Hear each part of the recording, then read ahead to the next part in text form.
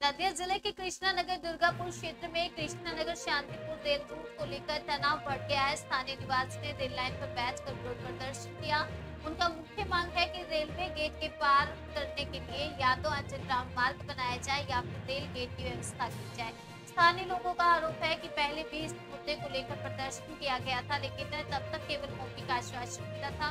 अब बिना किसी सूचना के रेलवे ने रातों रात रास्ता बंद करने की योजना बना ली है, जिससे क्षेत्र के लोगों में आक्रोश फैल गया है। प्रदर्शनकारी जोर देकर कह रहे हैं कि जब तक प्रशासन के अधिकारी उन्हें समाधान का आश्वासन नहीं देंगे, वे अपना प्रदर्शन जारी रखेंगे। लोगों का कहना है कि किसी भी हाल में पार करने का रास्ता बंद करना स्वीकार्य नहीं है।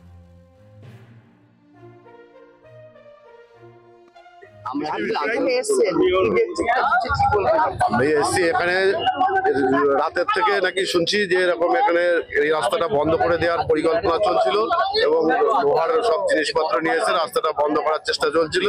সেখানে গ্রামবাসীরা জানতে পেরে বাধা দেয় এবং সেই পরিস্থিতিতে এখন আন্দোলন চলছে।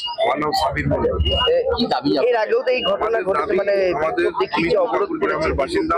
অবরুদ্ধ হয়েছিল রাস্তা। হ্যাঁ, এর আগেও একবার এরকম ঘটনা ঘটেছিল, কিন্তু রেল কর্তৃপক্ষ কোনো তার সুরাহা করেনি এবং এখন নতুন করে আবার আসছে রেলটা এই রাস্তাটা বন্ধ করে দেওয়া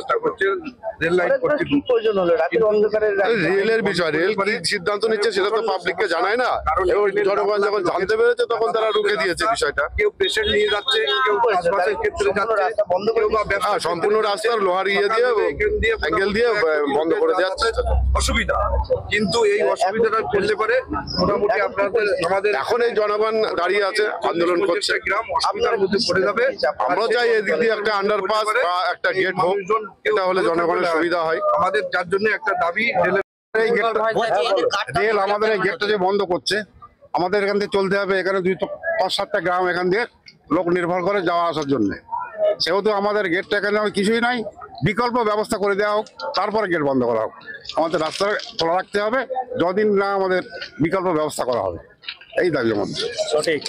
কতগুলো গ্রামের সাথে এখান থেকে আপনার জালগাড়ি যাচ্ছে, জালগাড়ি থেকে ভাতকুড়া যাচ্ছে, ভাতকুড়া থেকে কলকাতা যাচ্ছে। আমরা এখান থেকে জালগাড়ি স্টেশন থেকে কলকাতা যাওয়া হয়। 7-8টা গ্রাম এরকম আছে। কত লোকের বসবাস, কত পরিবারের বসবাস? পরিবার অ্যাকচুয়ালি একটা গ্রাম তো না, এখানে আপনার 7-8টা গ্রাম মেলে। এখানে 50,000-এর উপর লোক জনগণ বাস করে। সবাই এই লাইনটা ব্যবহার, সবাই লাইনটা ব্যবহার।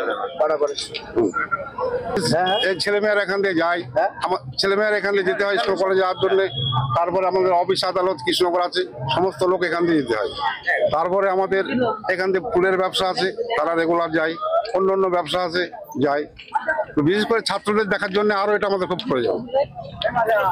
হাসপাতালগুলো যে কোনো রোগী অসুস্থ হলে সঙ্গে সঙ্গে যার ব্যবস্থা থাকে আমরা কৃষ্ণনগরে যাই বা কলকাতায় নিয়ে যাই, তার জন্য এটা প্রয়োজন আমাদের।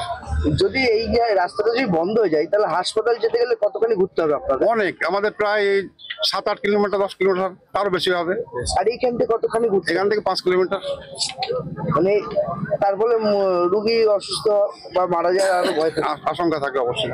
আপনারা কি চাই? সব দিক দিয়ে বিচার করে আমরা চাইছি এখানে আমাদের বিকল্প যা রাস্তা ব্যবহার করে দেওয়ার পরে আমাদের রাস্তাটা বন্ধ করা। তার আগে আমরা বন্ধ করতে দেবো না, বা বন্ধ যেন না হয় তার জন্য আমরা সরকারকে জানাচ্ছি।